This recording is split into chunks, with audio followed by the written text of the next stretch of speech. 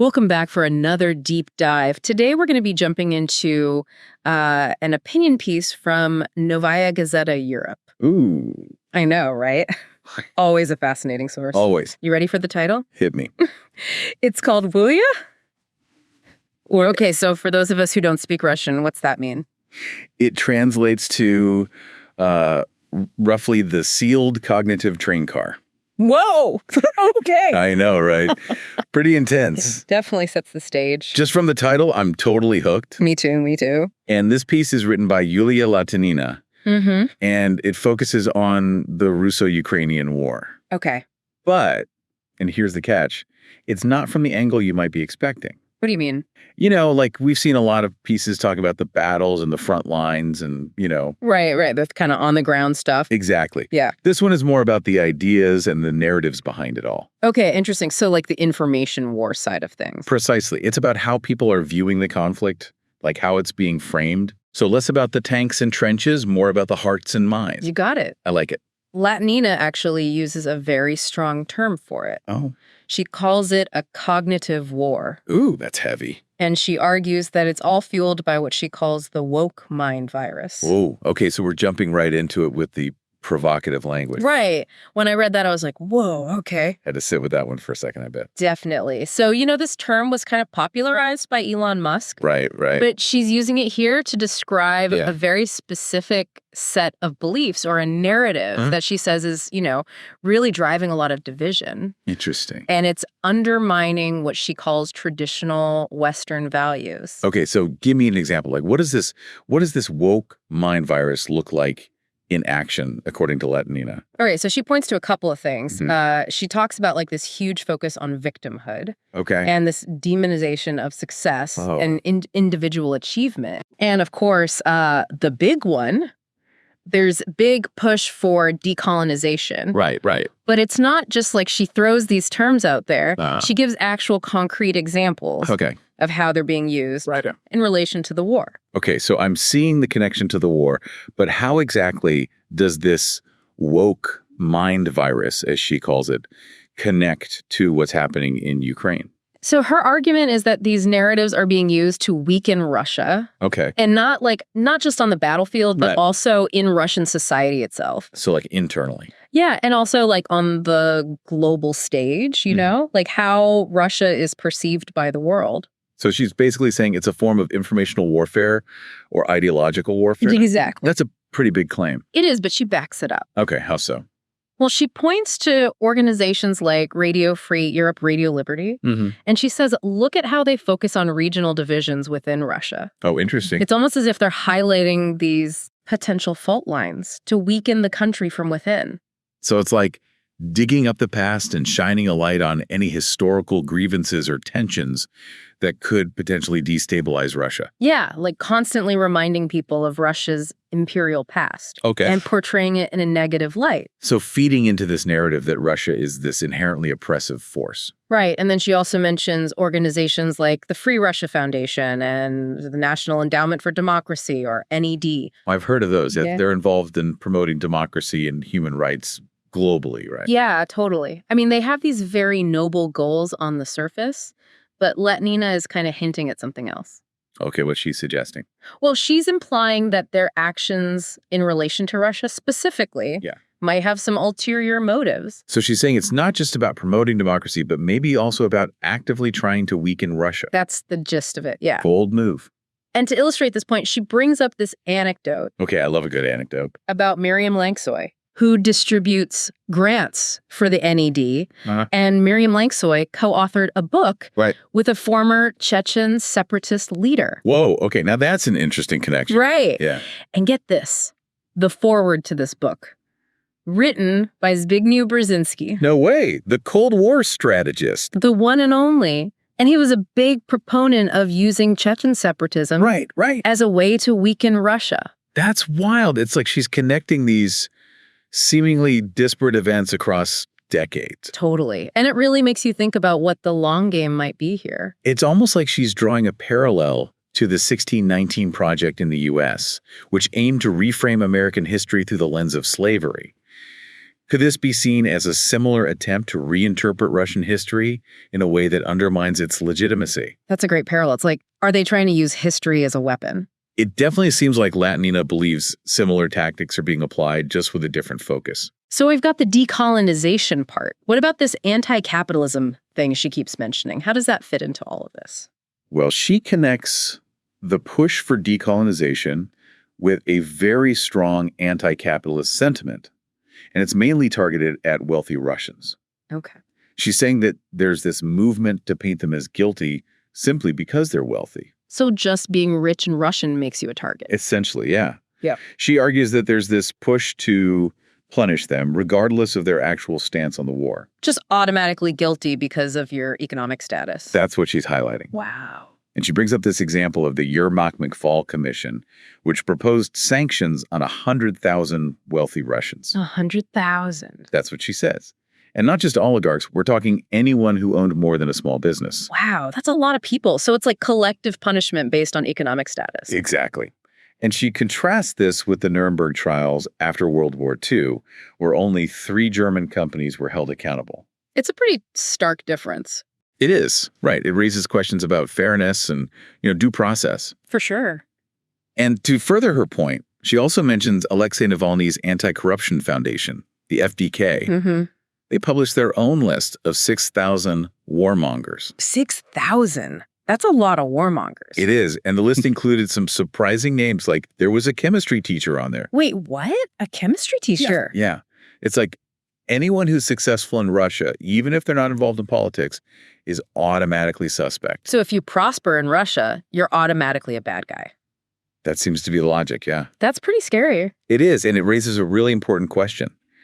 How can we even have a nuanced discussion about accountability and responsibility when the very idea of success is being demonized? So what does Latynina think is the goal of all of this? Like, what's the end game of this cognitive war? Well, she doesn't specifically say, like, what the ultimate goal is, but she kind of paints this picture of what could happen if this keeps going. Okay. She thinks it's not looking good. Not good in what sense? So she believes that this whole woke mind virus thing, right, it pushes people towards this really simplistic way of thinking. Mm-hmm. Like everything is black and white, good guys versus bad guys. Oh, I see. So it kind of prevents us from seeing the nuances of a situation. Exactly. Especially with conflicts. Oh, right, because most things aren't that simple. Exactly. And she thinks this is a huge problem with how people are viewing the Russo-Ukrainian war. Okay. It's like, you have to pick a side. Yeah. And if you even try to bring up any nuance or complexity, you're immediately labeled as like a traitor or an apologist. So it's like you can't even have a conversation about it. Right. You're either with us or against us. It's like there's this pressure to conform to a very specific narrative. Exactly. And anyone who deviates from that is immediately ostracized. Yeah, she has some examples in the article of people who have been silenced. Really? Yeah. Like who? Well, she mentions both Russians and Westerners who have tried to question the dominant narrative. Okay. And they've been basically shut down, ostracized from their communities, lost their platforms. Wow, that's pretty intense. It is, right? Yeah. And it even goes as far as like people can't express any empathy for Russian soldiers. Oh, wow. Even the ones who are against the war. So it's like you can't even acknowledge the humanity of the other side. Yeah, it's this really dehumanizing way of thinking. That's scary. It is scary. And Latynina argues that it's actually counterproductive if we're trying to achieve peace. That makes sense. If you can't even see the other side as human, how can you ever hope to have a dialogue with them? Right. So she's basically saying that this black and white thinking is preventing us from finding a peaceful resolution to the conflict. That's her argument, yeah. It's interesting because she argues that many intellectuals and activists, people who you would think would be champions of peace, are actually contributing to the problem. She's saying that they're so focused on pushing their own agenda that they've become completely detached from the reality of the situation on the ground. It's like they're living in their own little bubble. Right, and she calls out some specific people and organizations in the article. Oh, yeah. Like who? Well, she mentions Mikhailo Podolyak, who's an advisor to Zelensky. Okay. And he criticized a Russian official who actually spoke out against the war. He criticized him for speaking out against the war. Yeah, because he said that he didn't denounce it enough. Wait, what? You can't denounce something enough. Apparently not. Yeah. Portiak said that the official had only written like 2 op-eds against the war instead of 1,000. So it's like this all or nothing mentality. Exactly. Latynina is saying that this kind of thinking is incredibly dangerous. It's like there's no room for nuance, no room for different degrees of opposition or support. Right, and it's not just about the war. She sees this happening everywhere. Really? Yeah, she uses this metaphor of a sealed train car, going back to the title of the piece. Oh. She's saying that we're all trapped in these echo chambers. Huh. We were just constantly bombarded with the same information and the same opinions. So it's like we're all on this train hurtling towards some unknown destination. Yeah, and no one seems to be able to pull the brakes. That's a pretty powerful image. It is. And she's not just talking about like the big picture stuff. She's talking about this happening in our everyday lives, right? Oh, yeah, totally. Like on social media. Especially on social media. People jumping to conclusions, forming opinions based on headlines. And then shutting down anyone who dares to disagree. It's like the minute you step outside the accepted narrative, you're attacked. Exactly. So how do we escape this sealed train car? How do we even begin to have meaningful conversations when everyone is so entrenched in their own beliefs? That's the big question, isn't it? Yeah. And she doesn't really give us any easy answers. Okay. But she does provide some insights into how these narratives are built and how they spread, particularly when it comes to this idea of decolonization. Right, because earlier we were talking about how she sees decolonization as a tool being used against Russia. Mm-hmm. But she doesn't just dismiss the concept outright, does she? No, she actually acknowledges that there are some legitimate historical grievances that need to be addressed. Okay. She's not saying that decolonization is inherently bad. Right. But she's highlighting how it's being weaponized. Weaponized in what sense? Well, she's saying that it's being used to paint Russia as this evil empire that needs to be dismantled. So it's like reducing centuries of complex history and cultural interactions to this simplistic narrative of oppressor versus oppressed. Exactly. And she says that this completely ignores the realities of history. Yeah. Empires rise and fall, borders change, cultures mix. Right. It's not as simple as good guys and bad guys. So she's saying that this kind of black and white thinking, this oversimplification of history is actually dangerous. Very big. Because it prevents us from having a nuanced understanding of the situation. Right. And it can actually lead to further conflict and division. Yeah. So she's not just criticizing external forces here. She's also critical of how these narratives are being amplified and even embraced by some within Russia itself. Absolutely. Like who, for example? Well, she talks about Igor Eidman, who's a Russian sociologist. Okay. And he's actually advocated for the dismantling of Russia. Whoa. So he's basically saying that Russia as a nation shouldn't exist. Yeah, he said that the real threat to the West isn't Russia's defeat in the war, but Russia's existence itself. That's a pretty extreme view. It is. It's like saying that an entire nation of people doesn't deserve to exist. Yeah, and Latynina is saying that this kind of thinking is becoming more and more common, especially among certain intellectuals. So it's like they're embracing this decolonization narrative as a way to distance themselves from the current regime. Possibly, yeah. And she also points out that this often goes hand in hand with a rejection of capitalism. Right, it's like this whole package deal. So you're saying that there's this growing trend to demonize not just Russia's political system, but also its economic structure. Exactly. And she sees this as being part of this broader woke ideology. Yes, she argues that there's this tendency to view success, especially financial success, as inherently immoral. So if you're wealthy, you must be corrupt. That seems to be the logic, yeah. It's like this guilt by association. Right, if you've benefited from the system, then you must be complicit in its evils. And she sees this as a dangerous oversimplification. Very dangerous. She argues that it creates this false moral hierarchy, where those who embrace these specific ideologies are seen as more virtuous than those who don't. Exactly. It's like a new form of class warfare, where instead of being divided by economic status, we're now divided by ideology. That's a great way to put it. And those who don't conform to the correct ideology are labeled as backward or dangerous. Yeah, it's like you're either woke or you're the enemy. It's a pretty scary thought, isn't it? This idea that we're becoming so intolerant of different viewpoints. It is scary. And Latynina doesn't shy away from using strong language to describe this. Right, she even calls it infantile Nazism. Whoa. I know, it's a pretty loaded term. It definitely got my attention. I was like, whoa, okay, where is she going with this? Right. But it's important to clarify, she's not saying that woke ideology is the same as Nazi Germany. Okay, good.